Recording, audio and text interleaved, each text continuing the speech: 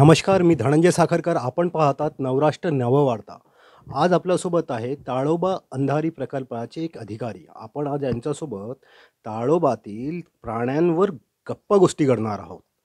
नवीन वर्ष म्हणजे प्रचंड चंद्रपुरात ही गर्दी पाहायला मिळते आणि फक्त ताडोबा अंधारी प्रकल्पात येणाऱ्या पर्यटकांना वाघाबद्दल जी आपुलकी आहे ते चंद्रपूर जिल्ह्यापुरतंच मर्यादित नव्हे तर संपूर्ण जगाला ताडोबा अंधारी व्याघ्र प्रकल्पाने एक वेगळं वलय दिलं आहे, वेगळं नाव झालं आहे. तर याच ताडोबा अंधारी व्याघ्र प्रकल्पाचे अधिकाऱ्यांसोबत आज आपण भेटणार आहोत. सर नमस्कार. नमस्कार सर.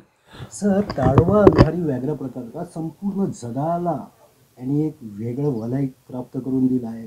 जगातले लोक इथे येतात. काय सांगाल या ताडोबा अंधारी व्याघ्र प्रकल्पाबद्दल? प्रथम नमस्कार. मी प्रफुल्ल सावरकर, ताडोबा अंधारी व्याघ्र प्रकल्प इथे पर्यावरण शिक्षण अधिकारी म्हणून काम पाहतो. आणि ताडोबा अंधारी व्याघ्र प्रकल्प हे एक जादुई दुनिया आहे वन्यजीवांची. आणि ती जादुई दुनिया निर्माण झाली आहे इथं असलेल्या अधिवासामुळे. त्यांना प्राप्त असलेला जो अधिवास आहे, जसं 79% बांबूचं जंगल आहे आणि बांबूचं जंगल हे वाघाचं उत्तम असं अधिवास आहे.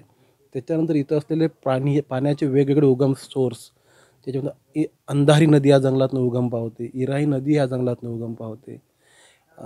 या व्यतिरिक्त इथं असलेले तलाव, त्यामुळे इथलं वन्यजीवन संपन्न समृद्ध आहे. आणि त्या समृद्ध जीवन पैलूचा पैलू म्हणजे इथली जी परिसंस्था आहे ती अप्रतिम आणि सुंदर आहे. त्यामुळे इथे कुरण खाणारे म्हणजे कुरणात राहणारे जे चितळ आहेत, सांबर आहेत किंवा गवे आहेत, यांची संख्या मुबलक प्रमाणात आहे. आणि यांची संख्या मुबलक प्रमाणात असल्या कारणामुळे त्यांच्यावर अवलंबून असणारा जो मेन प्रिडेटर्स आहेत, मेन शिकारी प्राणी आहेत, तो म्हणजे वाघ, तो इथं मोठ्या प्रमाणात आहे. म्हणून महाराष्ट्राच्या मानबिंदूमध्ये ताडोबा अंधारी व्याघ्र प्रकल्पाचं नाव सर्वात वरती घेतलं जातं. आणि हे चंद्रपूरकरांसाठी गौरवाची गोष्ट आहे. सर, आपल्याला लहानपणापासूनच प्राण्यांसोबत, जंगलांसोबत आवड निर्माण होती की नंतर झालेली? काय सांगा? मुळात माझा जन्म अमरावती जिल्ह्यातला असला तरी माझं लहानपण गेलं वर्धे जिल्ह्यातल्या काजडी नावाच्या गावामध्ये. आणि या गावाच्या आजूबाजूनं चारही बाजूनं जंगल. म्हणजे शाळेत जाताना किंवा बाहेरगावचे विद्यार्थी शाळेत येताना सांगायचे की आज वाघ दिसला, आज बिबट दिसला. तर ते कुठंतरी ते सुप्त मेंदूमध्ये ते होतं. आणि मग कधी कधी 5वीत असताना सरडे पकडायला जाणे, नदीवर पोहायला जाणे. आणि मग ह्याच्यासाठी माझ्या वडिलांनी मला टोकलं नाही, रोखलं नाही, कारण ते करू दिलं त्या गोष्टी. आणि मग हळूहळू ते वाढत गेलं. शालेय शिक्षणात ते विसर पडला, म्हणजे शहरात राहायला आलो आणि ते विसर पडत गेला. आणि मग जेव्हा BA 12वी नंतर एका निसर्ग शिबिरामध्ये जेव्हा जॉईन झालो, मग हळूहळू याची चालना लागत गेली की नाही, हे मला आवडतं, हेच मी करायला पाहिजे.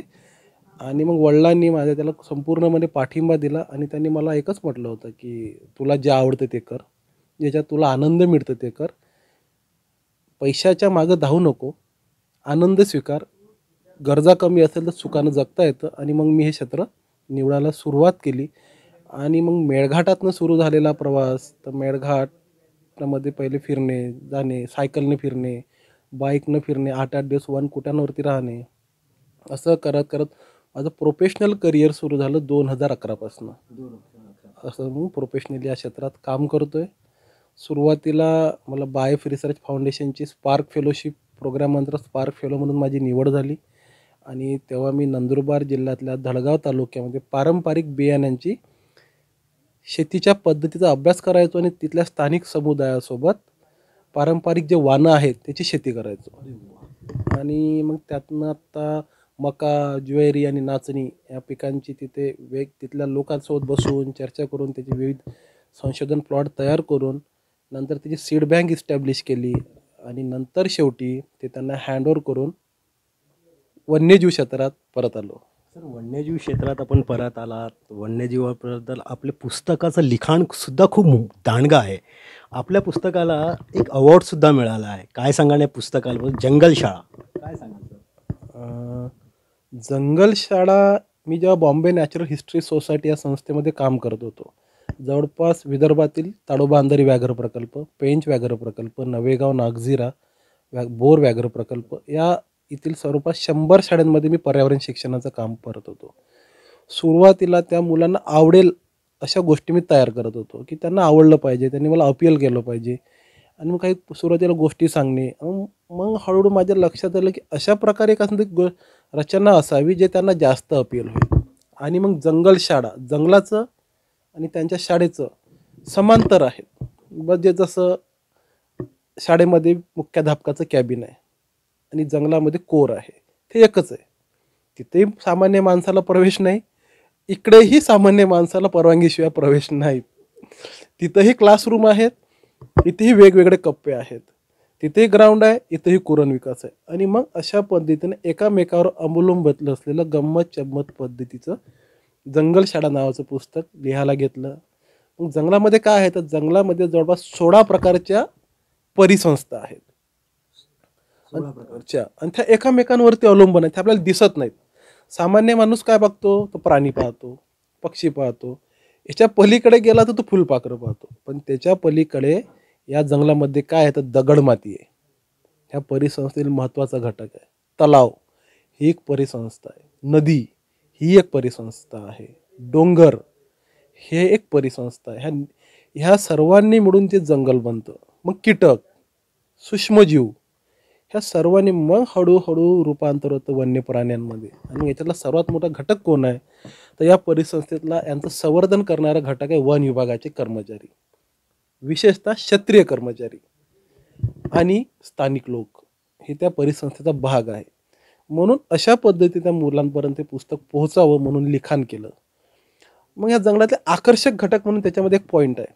मग आकर्षक घटक कुठला आहे, तर सामान्य माणसाला किंवा विद्यार्थ्यांना काय अपील होतं, तर पहिलं होतं वाघ. वाघाची रचनापासनं तर वाघाचं महत्त्व त्याच्यामध्ये मांडलं आहे. गिधाड नावाचा पक्षी होता, तो समूळपणे नष्ट झाला होत आहे, तर त्याचं एक अट्रॅक्शन असतं. तुम्ही जर कधी जंगलात गेले असाल तर एक झाड दिसतं रात्रीचं, म्हणजे दिवसा रात्री ते सर्वात सुंदर आहे, त्याला वनपरी म्हणतात.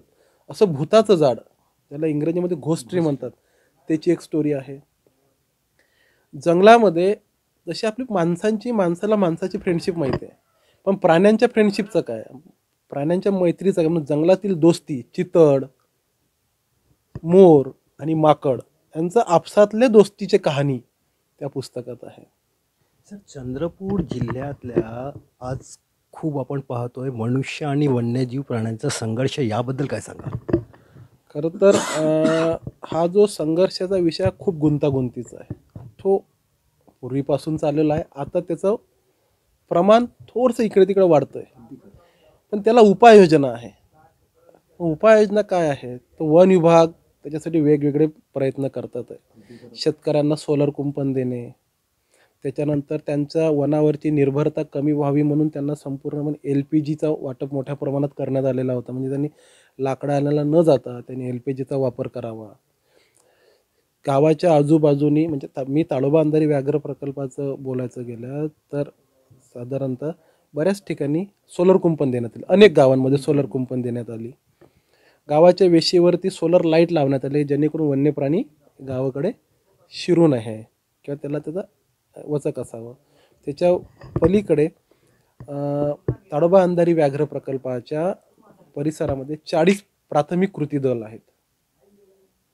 40 प्राथमिक कृती दल म्हणजे कुठले, तर स्थानिक गावातील युवकांची स्वयं चळवळ, म्हणजे वन्यजीव संवर्धन आणि गाव संवर्धनासाठी त्यांनी पुढाकार घेतला आहे.